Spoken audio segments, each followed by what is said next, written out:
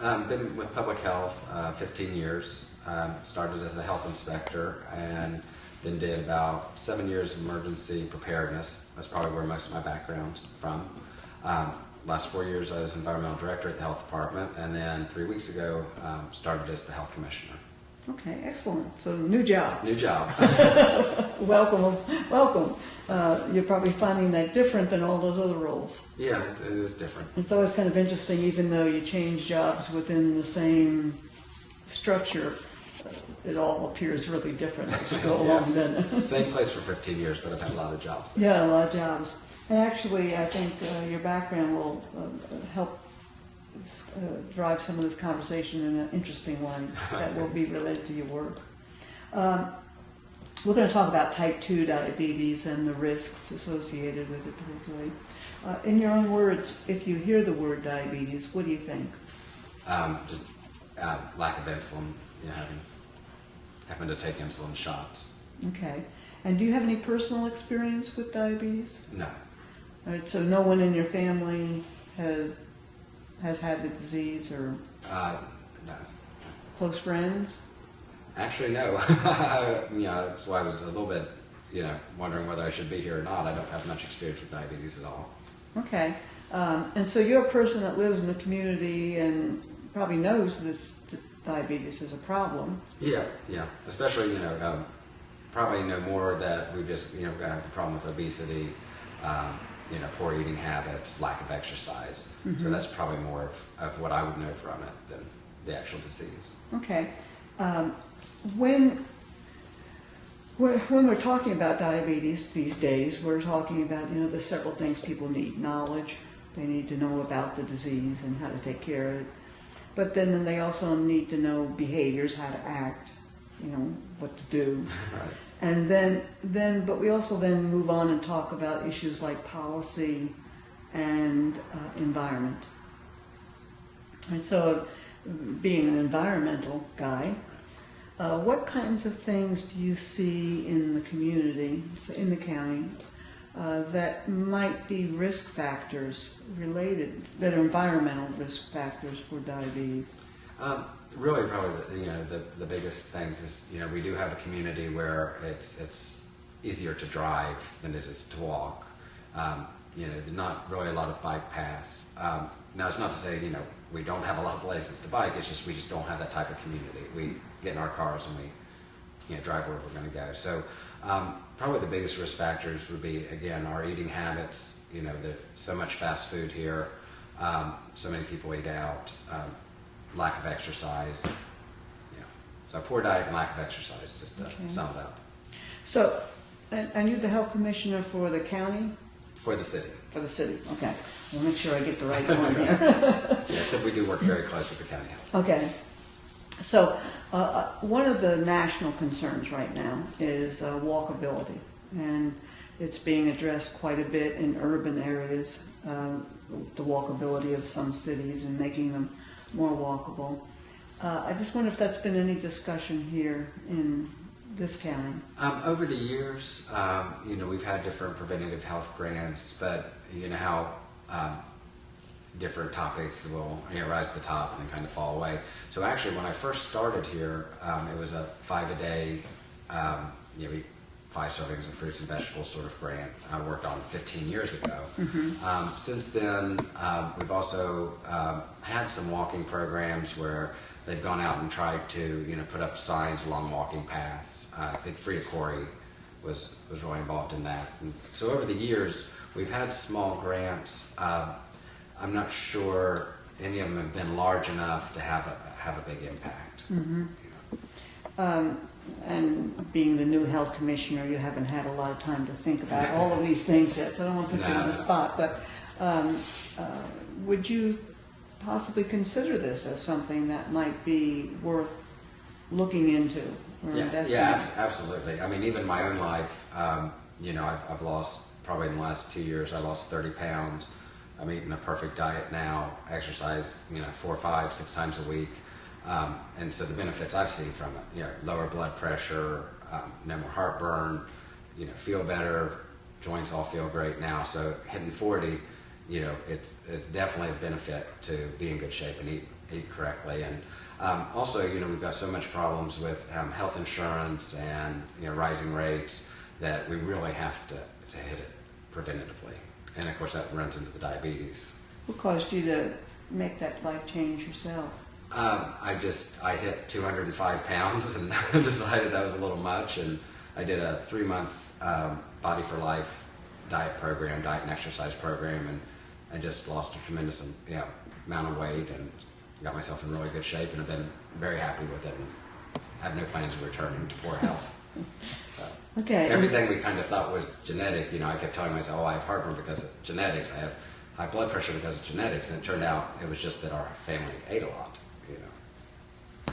So, did the rest of the people in your family change too? Or? Not as much.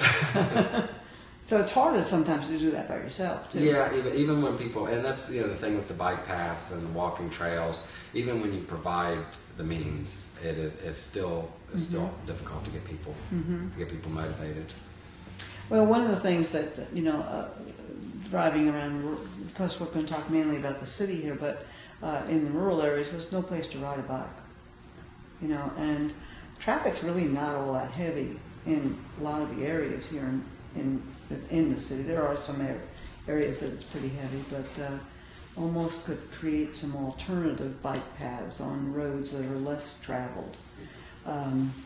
Would that be something as a commissioner that you might be interested in? I think, at least considering it. Yeah, the city, it really all comes down to money. The city is obviously going through budget issues, and so unless we receive a grant, it's very hard for us to do anything.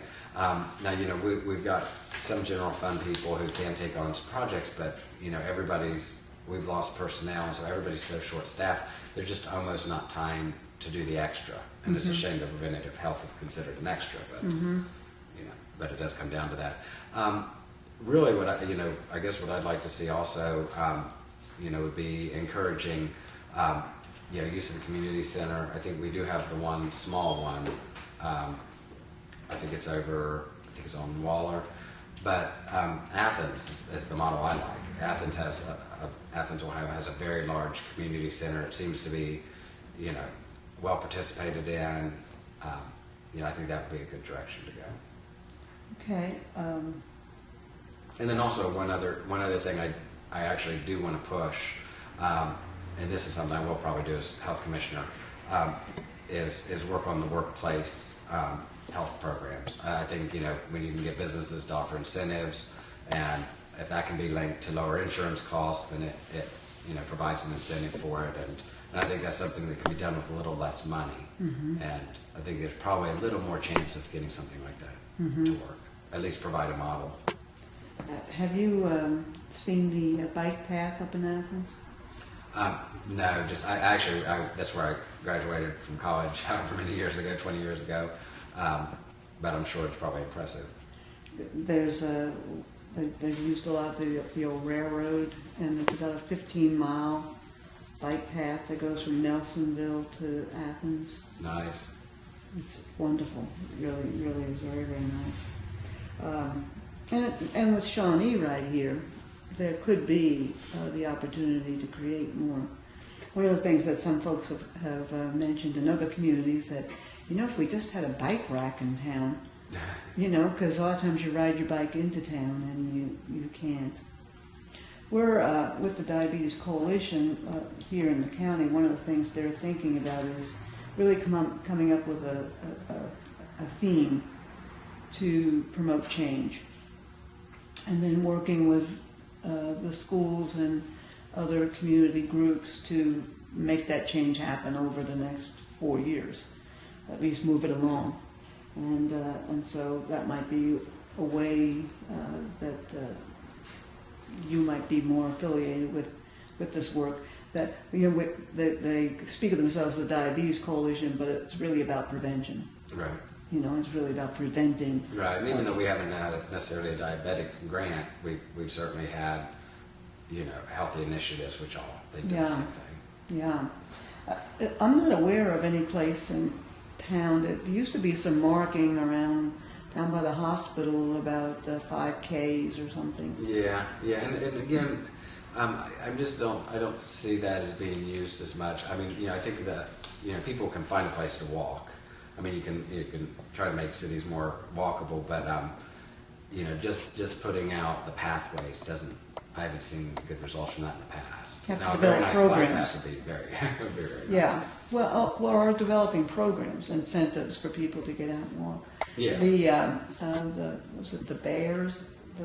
The Shawnee, Golden The Bears. Golden Bears. Now, they're pretty active senior group, Yeah. aren't they? Yes, they are. And they use the Shawnee facilities, I think. And you might want to take a look at the Portsmouth Spartan Kettlebell Club. I don't know if you've heard about them yet. They're actually getting ready to celebrate their first year anniversary, and they kind of run they run kind of a military style boot camp, but the training or the exercises you do can really be essentially like I may be able to do a full push up. Someone else may have to do their push ups from the knees. An 80-year-old woman could do push ups against a wall. So it's very scalable, and so everybody works together. It really forms a group atmosphere, and so it becomes your entertainment. In the evening, that's what you do to go socialize. A lot of the people socialize afterwards. It's a lot more of a group atmosphere than even the gyms. So, that would actually be a really good model to try to just encourage that group and social activity. Where, that's the way I do it. Is my social life is exercise. Right. And the name of the group again? Portsmouth Spartan Kettlebell Club, PSKC. And if you look that up, just Google it on the internet, you'll find it. And actually, the Red Cross, just had their Heroes Dinner, and the owner of the gym was recognized for how many people he's helped in Portsmouth, and Excellent. we've seen a lot of people change. And who heads that up? Dale King. Okay.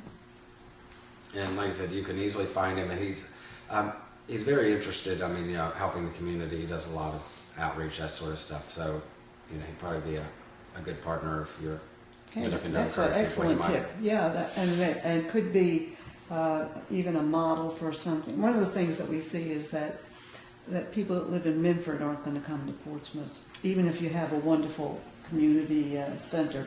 Right. They're probably not going to drive 20 miles, or people that live out Otway, they're not going to do it. But if there's a way to develop, Zumba has been something that's caught on a lot with women, and because it can be done locally and get groups together. And this is actually, he's not a CrossFit affiliate, but it's actually part of the CrossFit movement. Have you heard about it yet? No, I have not. Okay. Certainly, definitely look up the CrossFit. Okay. The nice part about it is a lot of the exercises, a lot of the work can be done, and it is becoming very popular nationwide, but you can do a lot of it in your home. So you might even do a project where you work to provide information on how to do a home gym. Mm-hmm. Because essentially, a pull-up bar, push-ups, running, sandbags. Mm-hmm. I mean, there's a lot you really can do with just the equipment you put together yourself in your own gym. You don't have to go buy a bunch of heavy weights and that sort of thing. And that's exactly what people need in a rural place. Exactly. In fact, you can even encourage people to get together.